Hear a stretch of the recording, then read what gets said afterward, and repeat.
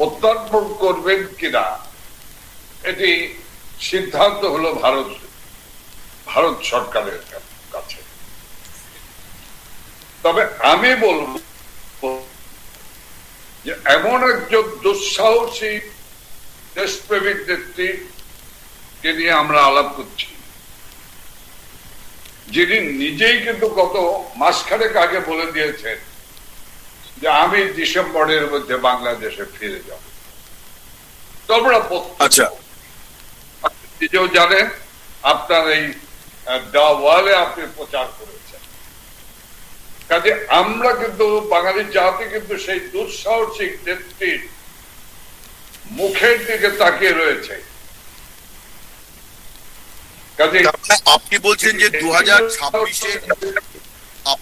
2026-এর 31 ডিসেম্বরের মধ্যে শেখ হাসিনা বাংলাদেশে ফিরে যাবেন, স্বদেশে ফিরে যাবেন, সেটা তাকে আইনি পথে যেতে বাধ্য করা হোক, অথবা যদি তা নাও করা হয় তিনি স্বেচ্ছাতেই চলে যাবেন তার দেশে। এটাই আপনার বক্তব্য যে শেখ হাসিনা যাবেনই? আমি একটা উদাহরণ দিই। 1/11 সময় যখন মাইনুদ্দিন ফখরুদ্দিনের 1/11 সরকার, উনি আমেরিকা থেকে দেশে ফিরেছিলেন, আপনি বোধহয় সেই কথা বলতে চাইছেন যে ওনাকে দেশে ফিরতে দেবে না বলেছেন। মামলা মোকদ্দমা করার জন্য উনি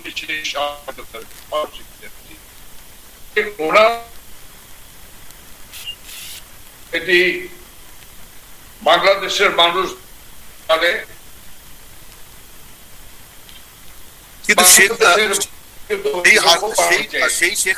সেই শেখ হাসিনার মাথায় তো মৃত্যুদণ্ডের খাড়া ছিল না। আজকে তার মাথার উপরে মৃত্যুদণ্ডের খাড়া আছে। তিনি তাকে ট্রাইব্যুনাল মৃত্যুদণ্ড দিয়েছে মানবতা বিরোধী অপরাধের অভিযোগে। তো এই পরিস্থিতিতে তিনি কি দেশে ফিরবেন? আপনি বলছেন যে এই রকম একটা ঝুঁকিপূর্ণ পরিস্থিতির মধ্যেও তিনি 2026-এর মধ্যেই দেশে ফিরবেন? আমি আপনাকে এটুকুই বলবো, আমি বিশদে আমি যাব না। আমি শুধু এটুকুই বলবো, তার দূরদর্শিতার প্রতি আমাদের আত্মবিশ্বাস, আমাদের শ্রদ্ধা রয়েছে। তিনি যখন একটি কথা বলেছেন তখন আমরা কিন্তু এটাকে একটি বার্তা হিসাবে নিই। নমস্কার, দ্য ওয়ালে আপনাদের সকলকে স্বাগত। আজকে আমাদের অতিথি জাহাঙ্গীর কবির নানক। জাহাঙ্গীর কবির নানক বাংলাদেশের একজন বর্ষিয়ান নেতা এবং বাংলাদেশ আওয়ামী লীগের প্রেসিডিয়াম সদস্য। অত্যন্ত গুরুত্বপূর্ণ পদে তিনি আছেন দীর্ঘদিন, এবং বাংলাদেশের আওয়ামী লীগের একজন অন্যতম সংগঠক হিসেবে দলেও তার একটা বিরাট পরিচিতি আছে। আমরা তার সঙ্গে যে বিষয়গুলি নিয়ে কথা বলবো তার মধ্যে সবচেয়ে গুরুত্বপূর্ণ বিষয়, যেটা এই মুহূর্তে বাংলাদেশের রাজনীতি শুধু নয়, বিশ্বের নানান প্রান্তে বাংলাদেশ সরকারের একটি সিদ্ধান্ত নিয়ে আলোচনা চলছে। সেটা হচ্ছে যে বাংলাদেশ আওয়ামী লীগের কার্যক্রম নিষিদ্ধ করার যে সিদ্ধান্ত অধ্যাদেশের মধ্য দিয়ে মোহাম্মদ ইউনূস সরকার জারি করেছিল, সেই সিদ্ধান্তকে বহাল রাখা হলো এবং জাতীয় সংসদে এই জন্য অধ্যাদেশটিকে একটি আইনে রূপান্তরিত করে পাকাপাকিভাবে আওয়ামী লীগের ওপরে তার কার্যক্রম তাদের কার্যক্রমের ওপর নিষেধাজ্ঞা বহাল রাখা হলো। আমরা মিস্টার নানক আপনাকে স্বাগত জানাই, এবং আপনার কাছে প্রথম প্রশ্ন যে এই যে সিদ্ধান্তটি, এই সিদ্ধান্তটিকে আপনারা কিভাবে দেখছেন, এবং আপনারা এই সিদ্ধান্তের পরিপ্রেক্ষিতে যে পরিস্থিতি আওয়ামী লীগের উপরে, অর্থাৎ তার কার্যক্রম নিষিদ্ধ, এই পরিস্থিতিকে আপনারা কিভাবে মোকাবিলা করবেন? ধন্যবাদ। দা ওয়াল আমাদের অমল সরকার, আপনাকে অনেক ধন্যবাদ, অনেক কৃতজ্ঞতা জানাচ্ছি দা ওয়ালকে। যে বিষয়টি জিজ্ঞাসা করেছেন সে বিষয়টি হলো, এই দল বাংলাদেশ আওয়ামী লীগ, এই দলটি কোনো ভুইফোর রাজনৈতিক দল নয়। এই দলটি কোনো সামরিক ছাউনির হ্যাবারসেক থেকে বেরিয়ে আসা কোনো রাজনৈতিক দল নয়, বা এই দলটি স্বাধীনতা মুক্তিযুদ্ধের পরে একটি কোনো ঘোষণার মধ্য দিয়ে এই দলটি জন্ম নেয়নি। এই দলটি 1949 সালে দ্বিজাতের তত্ত্বের মধ্য দিয়ে প্রতিষ্ঠিত একটি রাষ্ট্র ব্যবস্থা, পাকিস্তান নামের তথাকথিত একটি রাষ্ট্র, সেই রাষ্ট্র ব্যবস্থাকে ভেঙে চুরে চুরমার করে দিয়ে হাজার বছরের পরাধীন বাঙালি জাতিকে স্বাধীনতার দিকে ধাবিত করা এবং বাঙালি জাতিকে স্বাধীন করা লক্ষ্য নিয়ে জাতির পিতা বঙ্গবন্ধু শেখ মুজিবুর রহমান তার জীবনের সকল স্বপ্ন এবং জীবনের যৌবন এখানে বিসর্জন দিয়েছিলেন। সেই দলটির নেতৃত্বে 52 ভাষা আন্দোলন হয়েছে, যখন পাকিস্তানিরা আমি বাংলা মাকে মা বলে ডাকার অধিকার কেড়ে নিয়েছিল, সে আন্দোলন হয়েছে। সেই দলটির নেতৃত্বে বঙ্গবন্ধুর নেতৃত্বে যুক্ত ফ্রন্ট নির্বাচন হয়েছে, সেই নির্বাচনে জয়লাভ করেছে। এই বাংলাদেশ আওয়ামী লীগের নেতৃত্বে ৬ দফা বাঙালির মুক্তি সনদ ৬ দফা ভিত্তিক আন্দোলন গণবিস্ফোরণ হয়েছে। সেই দলটির নেতৃত্বে ৬৯-এর ছাত্র গণ-অভ্যুত্থান হয়েছে। এই বাংলাদেশ আওয়ামী লীগের নেতৃত্বে সেদিন যখন বঙ্গবন্ধু শেখ মুজিবকে আগরতলা ষড়যন্ত্র মামলায় গ্রেপ্তার করে বিচারের সম্মুখীন করেছিল, বাঙালি জাতি ইস্পাত কঠিন শপথের রাস্তায় নেমেছিল। স্লোগান ছিল, চলো চলো ক্যান্টনমেন্ট চলো, শেখ মুজিবকে আনতে চলো, জেলের তালা ভাঙবো, শেখ মুজিবকে আনবো। এবং সেই বাঙালি জাতি ক্যান্টনমেন্ট থেকে বঙ্গবন্ধু শেখ মুজিবকে তথাকথিত আগরতলা ষড়যন্ত্র মামলা থেকে মুক্ত করে এনে বাংলাদেশে বঙ্গবন্ধু শেখ মুজিবুর রহমানের নির্দেশনায় দাবি প্রতিষ্ঠিত করার জন্য ৭০-এ একটি সাধারণ নির্বাচন অনুষ্ঠিত হয়। সেই ৭০-এর নির্বাচনে বাংলাদেশ আওয়ামী লীগ, বাঙালি ৭.৫ কোটি বাঙালি জাতি সেদিন নিরঙ্কুশ সমর্থন জানিয়েছিলেন। আমি আপনাকে একটু থামাচ্ছি। দেখুন, বাংলাদেশের রাজনীতিতে আওয়ামী লীগের অবদান, এটা তো নতুন করে বলার প্রয়োজন রাখে না। আওয়ামী লীগের অবদান মানুষ জানে। আমি একটু জানতে চাই যে এই যে আপনাদের দলকে, তাদের কার্যক্রমকে নিষিদ্ধ ঘোষণার মতন আপনি যে ব্যাকগ্রাউন্ড বলছেন, এটা তো বাঙালি এবং বাংলাদেশের মানুষ সকলেই জানেন, গোটা বিশ্বের মানুষ জানেন। কিন্তু আমি বলছি যে একটা সরকার যখন এইরকম একটা দলকে তার কার্যক্রম নিষিদ্ধ করে দিল, আমি এই বিষয়ে আপনাদের দলের প্রতিক্রিয়াটা প্রথমে জানতে চাই এবং আপনারা কিভাবে বলুন, এবং আপনারা কিভাবে এই পরিস্থিতি মোকাবিলা করবেন। হ্যাঁ, আমি একটু তো পিছনের কথা বলতেই হবে। আইয়ুব খান এই দলকে নিষিদ্ধ করেছিল, কিন্তু নিষিদ্ধ করে এই দলকে দমাতে পারেনি। এই দলকে ৭১ সনের ২৬শে মার্চ জেনারেল ইয়াহিয়া খান নিষিদ্ধ করেছিল, কিন্তু এই বাংলাদেশ আওয়ামী লীগের নেতৃত্বেই বাঙালি জাতি স্বাধীনতা পেয়েছিল, স্বাধীনতা অর্জন করেছিল আওয়ামী লীগের নেতৃত্বে। আমি এখন আপনার বিষয়টি নিয়ে কথা বলতে চাই। বাংলাদেশ আওয়ামী লীগকে অধ্যাদেশের মধ্য দিয়ে নিষিদ্ধ করলো কে? কি অধিকার ছিল? কোন অধিকারে? এই ফ্যাসিস্ট খুনি অর্থলুটেরা রক্ত পিপাসু ইউরোপ এই অধ্যাদেশ জারি করে আওয়ামী লীগের মতো দলকে নিষিদ্ধ করে কি নিরাপত্তা চেয়েছিলেন?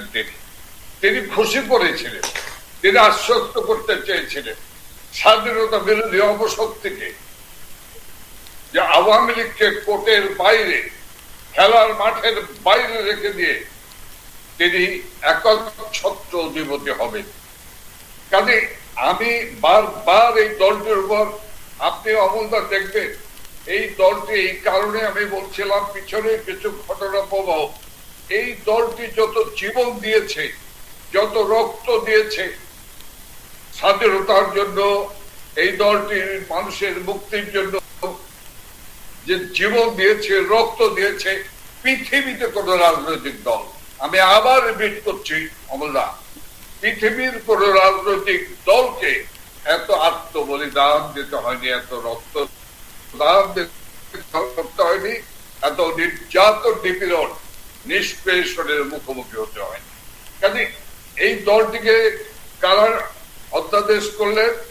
এবং সেই ইউনুস, ফ্যাসিস্ট ইউনুসের পথ ধরেই আজকে যারা ক্ষমতাসীন রয়েছেন এবং ক্ষমতার তথাকথিত নির্বাচন 12ই ফেব্রুয়ারি, যে নির্বাচনটি একটি ভোট ডাকাতির নির্বাচন হয়েছে, সেই ভোট ডাকাতির নির্বাচনের পরে সরকারে এবং বিরোধী দল,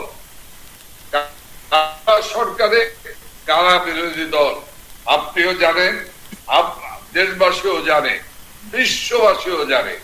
আজকে এই সাম্প্রদায়িক উগ্রবাদী মৌলবাদী শক্তি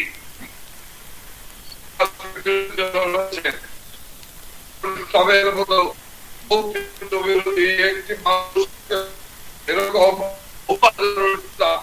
আজকে সংসদে বসে হাততালি দেয় আওয়ামী লীগকে নিষিদ্ধকরণের আইন যখন পাস হয়। কি কারণে নিষিদ্ধ করলো? 12ই ফেব্রুয়ারি নির্বাচনকে নিরাপদ করার জন্য।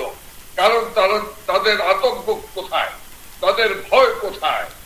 এই আওয়ামী লীগ যদি নির্বাচনে অংশগ্রহণ করে, আওয়ামী লীগ যদি নির্বাচনে অংশগ্রহণ করতে পারত, যারা বিরোধী দলে রয়েছে তারা হোয়াইট ওয়াশ হয়ে যেতে, আস্থা করে নিক্ষিপ্ত হতে। একটু আমি থামাচ্ছি আপনাকে। আপনি বলছেন যে মানে আওয়ামী লীগ নির্বাচনে অংশ নিতে পারলে বাকিরা আস্থা করে চলে যেত। আমি এই কথা আপনার বক্তব্য শুনলাম। আমার বক্তব্য হচ্ছে এখন সরকার তারা মানে কি কারণে নির্বাচিত সরকার, তারা একটা বড় দল, কারণ বাংলাদেশ মানে এ আর বি, আওয়ামী লীগ এবং বিএনপি, এই দুটো পার্টি। বি কেন এ কে এইভাবে মাইনাস করতে চাইলো বা করলো, এটা কি কারণ বলে আপনার মনে হয়? বি কেন এ কে মাইনাস করলো? আমি তো সেটা বলছিলাম যে আসলে এই দুই পক্ষ এক হয়ে, এবং এই দুই পক্ষ তো একসাথে ছিল এবং আমি মনে করি এখনো আছে এবং এখন ভবিষ্যতেও থাকবে। এই দুই পক্ষ হলো অর্থাৎ আপনি বিএনপি এবং জামায়াত ইসলামের কথা বলছেন আর কি? একদম। কাজে এই দুইটি দল ঐক্যবদ্ধ, জোটগত ছিল, ঐক্যবদ্ধ আওয়ামী লীগের বিরুদ্ধে লড়াই করেছে। আমাদের নেত্রী সাবেক প্রধানমন্ত্রীর বিরুদ্ধে লড়াই করেছে এবং তারা 5ই আগস্ট 24-এর পর থেকে সারা দেশকে একটি দলকে পরিণত করেছিল। সেই দুটি দলই এখন আওয়ামী লীগকে কোর্টের বাইরে রেখে তথাকথিত ভোট ডাকাতির নির্বাচন করে আজকে বাংলাদেশ আওয়ামী লীগের মতো প্রাচীনতম রাজনৈতিক দল, এই দলকে সেই নিষিদ্ধকরণ আইন পাস করেছেন। এখন আওয়ামী লীগের কথা আমি বলব। আওয়ামী লীগের উপর এভাবে জুলুম, অত্যাচার, নিপীড়ন জন্মলগ্ন থেকেই হয়ে এসেছে। কখনো পাকিস্তানিরা, কখনো জেনারেল জিয়ারা, কখনো খনি মুস্তাকরা, কখনো জেনারেল এরশাদরা, কখনো বা বিএনপি জামাত জোটেরা এই দলকে নিশ্চিত করতে চেয়েছে। এই দলের নেতা শেখ হাসিনাকে হত্যা করার চেষ্টা করেছে। এখানে আপনাকে আমি একটু থামাচ্ছি।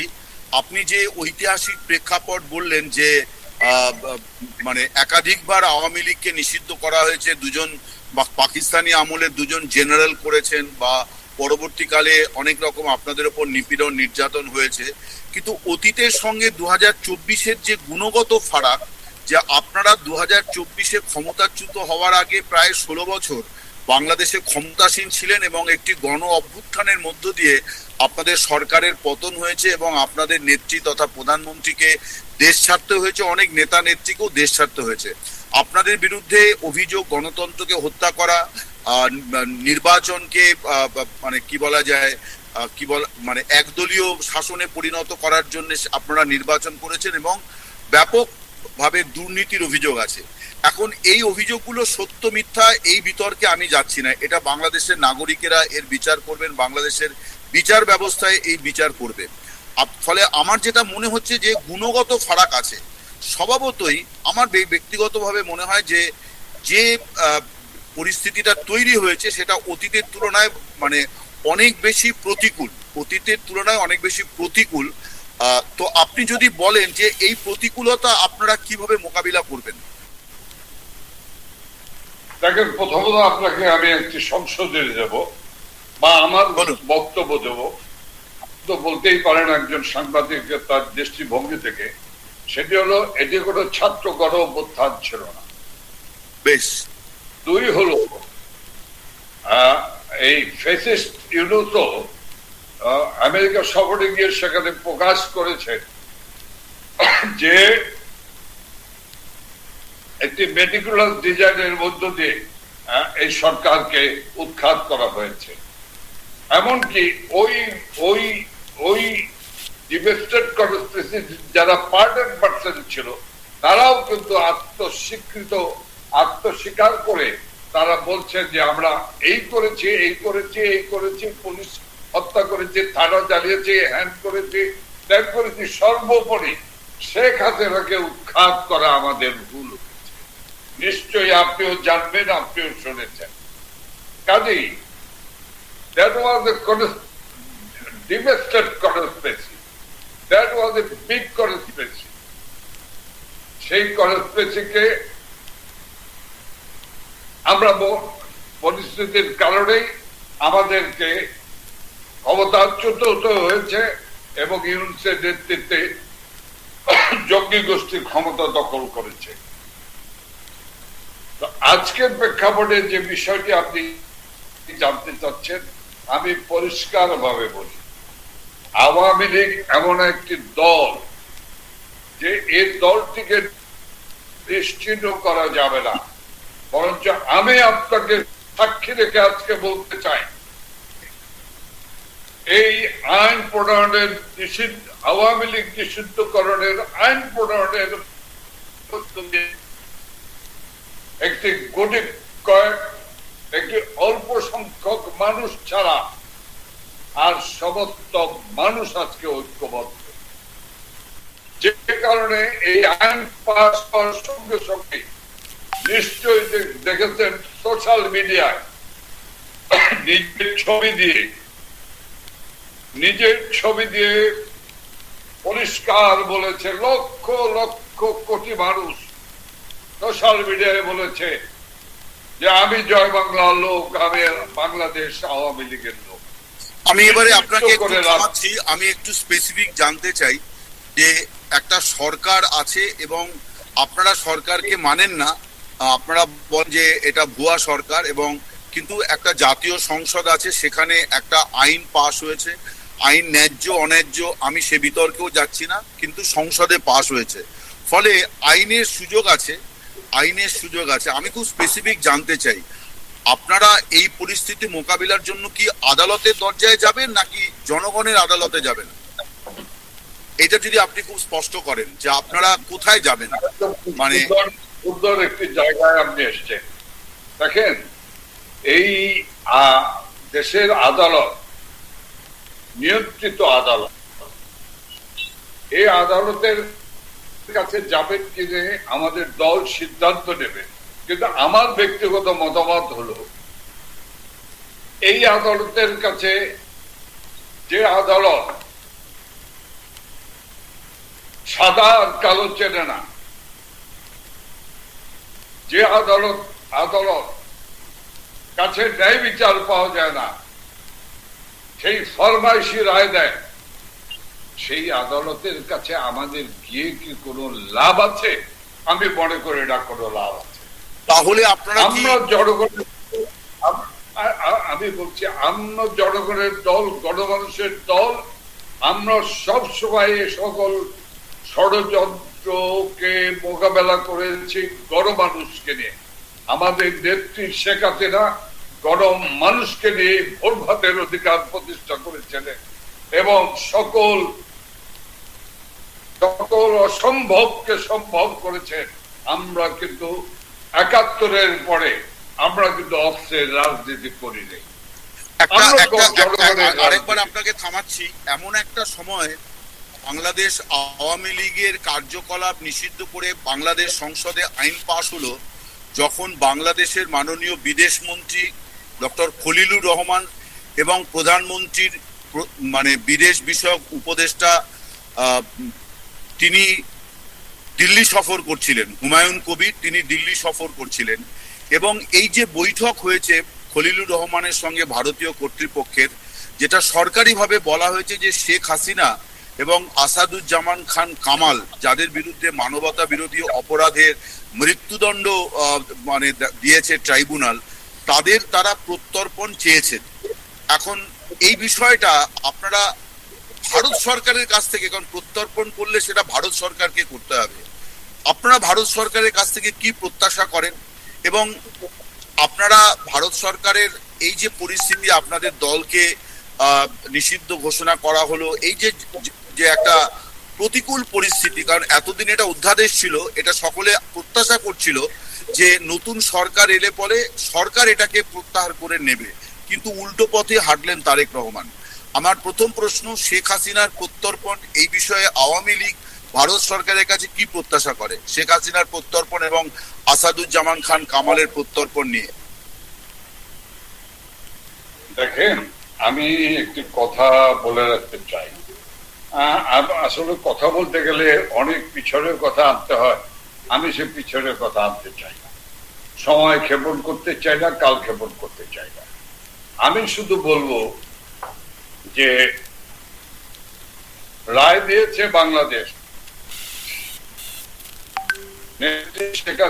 জীবন রক্ষা পেয়েছে ভারত এবং তার বলছে না, ভারত সরকারের কাছে আমরা কৃতজ্ঞ, আমরা ঋণী।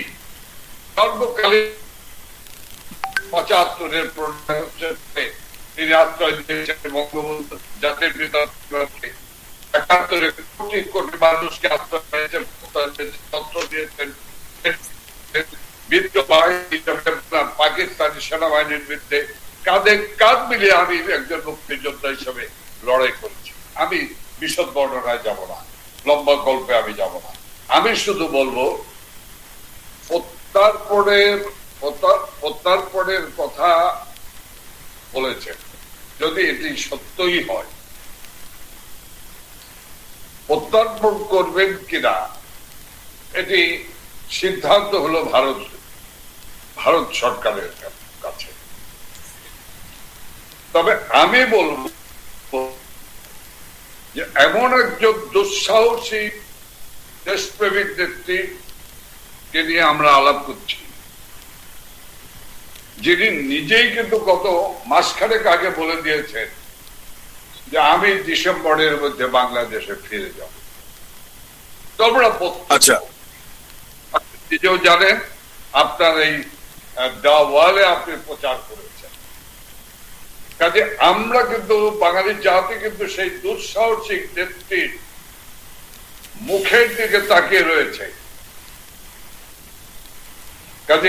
আপনি বলছেন যে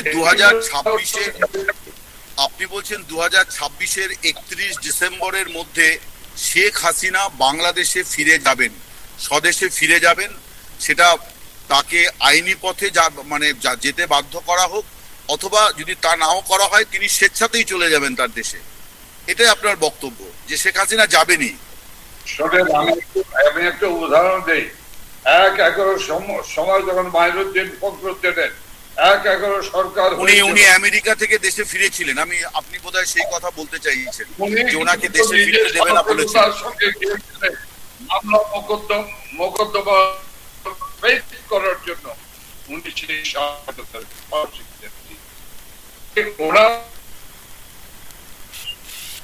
এটি বাংলাদেশের মানুষ জানে, কিন্তু সেই শেখ হাসিনার মাথায় তো মৃত্যুদণ্ডের খাড়া ছিল না, আজকে তার মাথার উপরে মৃত্যুদণ্ডের খাড়া আছে। তিনি তাকে ট্রাইব্যুনাল মৃত্যুদণ্ড দিয়েছে মানবতা বিরোধী অপরাধের অভিযোগে। তো এই পরিস্থিতিতে তিনি কি দেশে ফিরবেন? আপনি বলছেন যে এইরকম একটা ঝুঁকিপূর্ণ পরিস্থিতির মধ্যেও তিনি 2026-এর মধ্যেই দেশে ফিরবেন? আমি আপনাকে এটুকুই বলবো, আমি বিশদ দিয়ে আমি যাব না। আমি শুধু এটুকুই বলবো, তার দূরদর্শিতার প্রতি আমাদের আত্মবিশ্বাস, আমাদের শ্রদ্ধা রয়েছে। তিনি যখন একটি কথা বলেছেন তখন আমরা কিন্তু এটাকে একটি বার্তা হিসাবে নিয়েছি। তার মানে আপনারা বার্তা হিসেবে, তার মানে শেখ হাসিনা এবং আপনারা প্রত্যেকেই এই মৃত্যুর ঝুঁকি বা নিপীড়ন নির্যাতনের ঝুঁকি সত্ত্বেও আপনারা দেশে ফিরতে চান, আপনারা আপনাদের রাজনৈতিক অধিকারকে পুনরুদ্ধার করতে চান। এটা আপনার বক্তব্য থেকে আমার মনে হলো যে এই সংকল্পের কথা আপনি বলতে চাইছেন বা এরকম একটি অঙ্গীকারের কথা আপনি বলতে চাইছেন।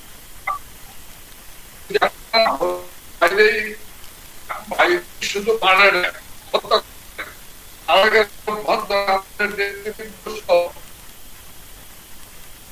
বহু মানুষকে, বহু নেতা কর্মীদেরকে হত্যা করে বেরিয়ে এসছে।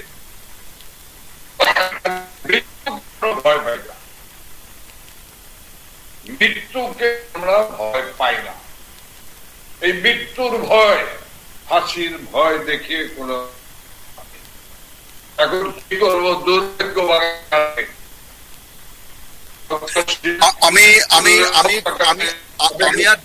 আমি আর দীর্ঘায়িত করব না, ছোট্ট করে অন্য একটু বিষয় বলি যে শেখ হাসিনা দেশে ফিরবেন এইরকম সম্ভাবনার কারণে কিনা জানি না, বাংলাদেশের তারেক রহমানের সরকার বঙ্গবন্ধু পরিবারের যে বিশেষ নিরাপত্তার ব্যবস্থা, যে আইনি সুরক্ষা ছিল, সেটাও কিন্তু জাতীয় সংসদে গতকাল অর্থাৎ বুধবার প্রত্যাহার করে নেওয়া হয়েছে। অর্থাৎ শেখ হাসিনার জন্য কিন্তু একজন পুলিশ কর্মীও তার নিরাপত্তার জন্য বরাদ্দ নাও থাকতে পারে যদি তিনি দেশে ফিরেন, তার কারণ সরকার তাকে নিরাপত্তা দিতে বাধ্য নয়। আমি বলছি যে পরিস্থিতিটা অত্যন্ত জটিল বলেই মনে হয়। আপনি বলছেন যে তারপরেও এই ঝুঁকি তিনি নেবেন এবং আপনারাও সকলেই প্রস্তুত হয়ে আছেন দেশে ফিরবেন বলে। হ্যাঁ, দেখেন, ফ্যাসিস্ট ইউনূসের নিরাপত্তার জন্য এসএসএফ কে 1 বছর নিরাপত্তার জন্য নিয়োজিত করেছে। হলো যে দেশের স্বাধীনতার জন্য সেই পরিবারের নিরাপত্তা, অর্থাৎ পরিবারের নিরাপত্তা কেন আমি এবারে আলোচনাটা শেষ করব। আপনার বক্তব্য আমি শুনেছি, আপনার বক্তব্য আমি বুঝতে পেরেছি। আমি আলোচনাটা শেষ করব। শিরিন শারমিন চৌধুরী,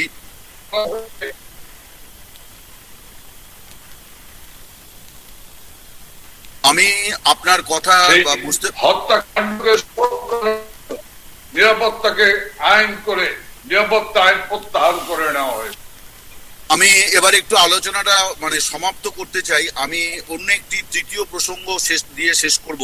সেটি হচ্ছে শিরিন শারমিন চৌধুরী, যিনি বাংলাদেশের সাবেক দুবারের স্পিকার, প্রবাবলি 3 বার, উনি 2013 সালে হয়েছিলেন প্রথম অন্তর্বর্তী সময়কালীন স্পিকার হন, তারপরে 2 বার আরো হয়েছেন। তো আমি জানতে চাইছি যে তাকে গ্রেপ্তার করা হয়েছে।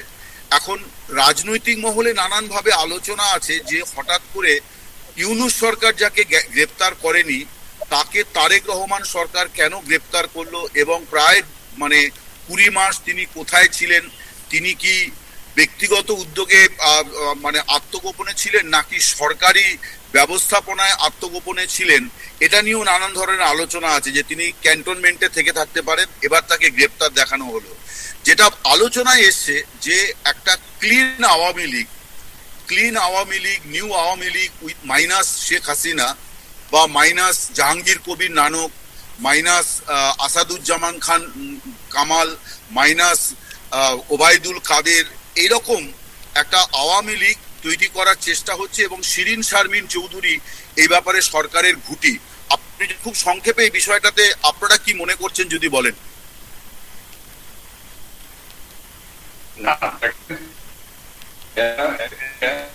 আমি আমি এটা মনে করি না শিবস্বামী চৌধুরীকে 20 মাস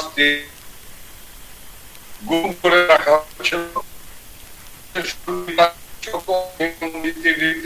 ভঙ্গ করে সাবেক স্পিকারের সমর্থন সব করা হয়েছে। কিন্তু দুর্ভাগ্য হলো তাকে গুম করে রেখে, তার 20 মাস 3 দিন গুম করে রেখে সেই শপথ অনুষ্ঠান তাকে দিয়ে করতে দেওয়া হয় নাই। কি দুর্ভাগ্য বাঙালি জাতির, যারা নির্বাচিত হলেন, যিনি নির্বাচন পরিচালনা করলেন, তাকে দিয়ে প্রধান নির্বাচন কমিশনারকে দিয়ে শপথ গ্রহণ করানোর মধ্য দিয়ে প্রত্যেকটি নির্বাচিত এমপিকে অপমান অবদস্ত করেছে। অর্থাৎ ওই যার প্রত্যেক এমপির এলাকার ভোটারদেরকেও অপমান করা হয়েছে। আমি বলবো এই কথাটি যে ডক্টর শিবস্বামী চৌধুরীকে পরীক্ষিত মানুষ, মাননীয় নেত্রী শেখ হাসিনার অত্যন্ত বিশ্বস্ত কাণ্ডারি,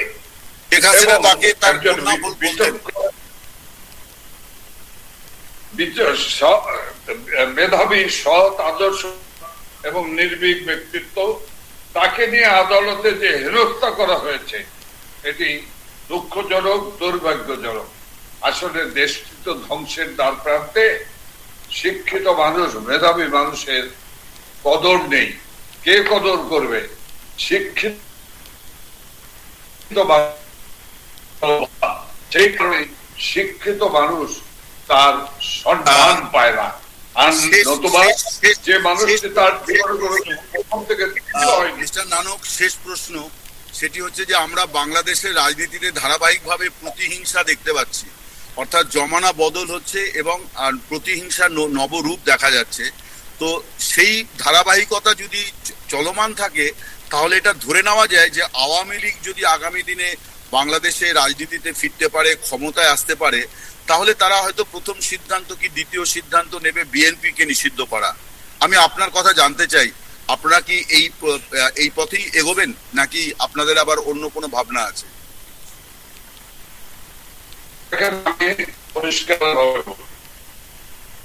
এটা হলো আইন পাস করার পদ্ধতি দেশের গণতন্ত্রের পিছনে করা হয়েছে, এবং তারা একটি পথ অনুসরণ করেছে যারা অনেক ক্ষমতাসীন এবং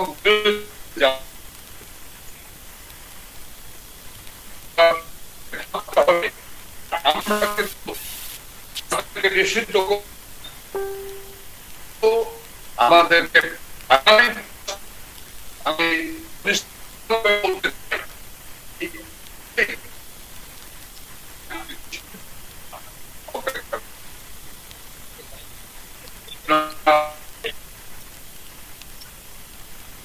আপনাকে অনেক অনেক ধন্যবাদ। আপনি সুস্থ থাকুন, আপনারা ভালো থাকুন এবং বাংলাদেশের মঙ্গল হোক। শুভরাত্রি সকলে।